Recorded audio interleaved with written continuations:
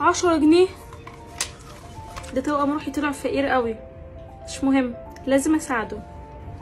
هاي يا بنات، ازيكم؟ ما تنسوش عيد ميلادي، هشوف توأم روحي، انا متحمسه جدا. انا توأم روحي النهارده بعت لي 100,000 جنيه، وانا بعت لي 25,000 جنيه. وانت يا كوكي اكيد بعت لك ملايين. وانا بعت لي 50,000. طب حلو، اوكي ماشي، باي.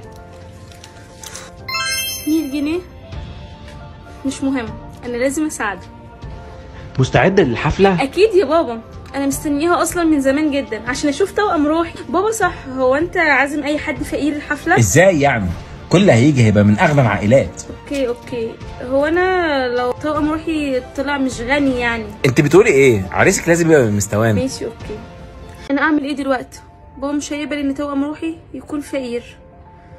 اعمل ايه؟ انا لازم اهرب.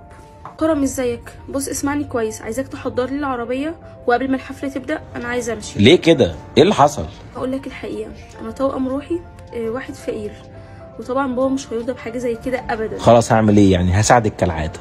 ماشي، بص انا عايزه اديلك فلوس بجد عشان انت بتقف جنبي وعلى طول معايا. هروح ابعت فلوس لحد واجيلك. اوكي. كرم توأم روحي؟ ايه اللي انا سمعته ده؟ انت عايزه تحط اسم العيله في التين؟ انا المسؤول عن القرار ده وانا عايزه ابقى معاك. انت شكلك اتجننتي، ما تخرجيش من الاوضه دي لحد ما تعقلي.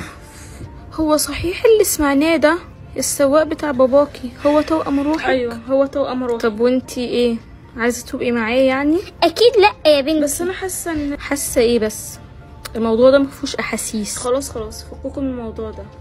كرم انت رايح فين؟ باباكي طردني لما عرف ان انا توأم روحك. خد بالك من نفسك. طيب الوداع يا كوكي. باي. انا ازاي خليته يمشي؟ انا لازم اروح له.